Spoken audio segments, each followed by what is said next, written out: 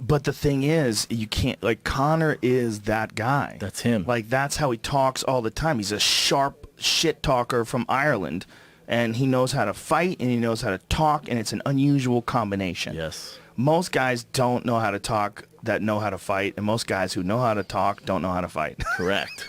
When you can talk that much shit and fight that well. You're a unicorn. Well, he's a unicorn. Also, He can fight. The mind fuckings he puts on dudes because he can talk so much shit. The love of all those people that are behind him, all those Irish people, and then the mind fucking from them screaming at you all the time, the entire, 6 weeks up until the fight, and then the shit that he says about you, and the fact that he might very well sleep you. Correct. He might very well drop nuclear left hand on your face. What rumor is Eddie Alvarez and him tangoing. I know a little something that I wish I could drop it, son. Hey, let's just give me an eyebrow raise. UFC 205, Madison Square Garden. Let's just say if it was a rumor. There's the Kenny Robertson armbar or leg lock. He took it from the back. That's what it was. Oh yeah. Crazy, right? Yeah, I remember that one. Damn. Yeah. Motherfucker stretched out. Yeah. See, that shit wouldn't work with me. Yeah, you too stretched. But then you got Flexible as Ronan fuck. Carnero, who's a jiu-jitsu black belt, really good on the Super ground. high Been fighting level. forever. So Yeah, Carnero's nasty. on Yeah. the He put Mark ground, Munoz Kenny's to gonna have a sleep. hard He time. sure did, sir. His jiu-jitsu is very nasty. Very nasty. Yeah, it's an interesting fight, man. With it's a really Eddie and interesting fight. Conor? Yeah, if it happens. If it- Allegedly at yeah. Madison Square Garden, if it happens, Yes. allegedly in a couple months. Yes. Maybe that's going to happen. I Maybe don't it's know. going to happen. But if it does happen, Eddie's a Think big that might boy. happen, Joe? Eddie's a big boy, Alvarez is and a he big can boy. grapple.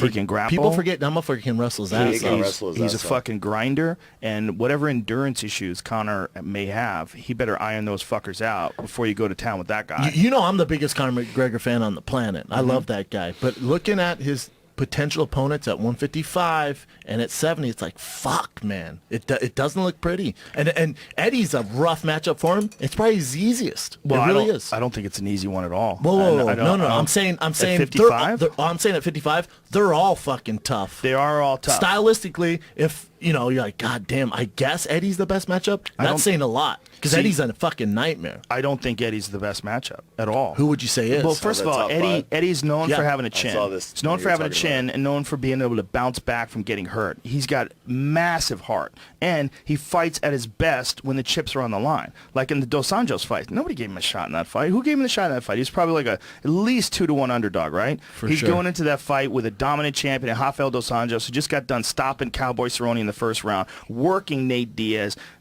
beating the shit out of Pettis for 5 rounds. You're looking at Dos Anjos going, holy shit, this guy might be able to run this Unstoppable. division for a long time. And Alvarez clips him. Murks him. And he looked real good before looked he great. clipped him. He had some looked let's be honest, he had fast some and sleeper sharp. fights before then. We had some We didn't bad see the ones. real Eddie Alvarez until that fight. Like, that's the fucking Bellator. Yeah. That's the fucking free agent that we wanted to see. Yeah. The Well, Gilbert he's- Melendez fight, Anthony Pettis fight. Like, Jesus He's Christ. gotten better. It's part of it is he's gotten better. Well, the UFC jitters are real. So Yeah. no matter if you have 30 fights or apparently if you have 0, if you're CM Punk, those jitters are real. And where is he training now? Who, Eddie Alvarez? Is he with your boy Mark Henry? He's with Mark Henry. That's a and big part of Frankie it. Edgar, and he's wrestling at Rutgers. He's a Dude. monster, man. I'm telling you, Mark Henry is a motherfucker. They have Barboza. They have all those guys. But you look at the top 5, and for Conor, it's fucking tough, man. Yeah, it is tough, but I think that's part of the reason why Eddie looks so good now. He looks so fucking sharp. You can't discount the fact he's training with Barboza, he's training with Frankie Edgar, and he's absorbing from Henry. He's the mastermind of Mark Henry. He's a bad motherfucker, dude. He's the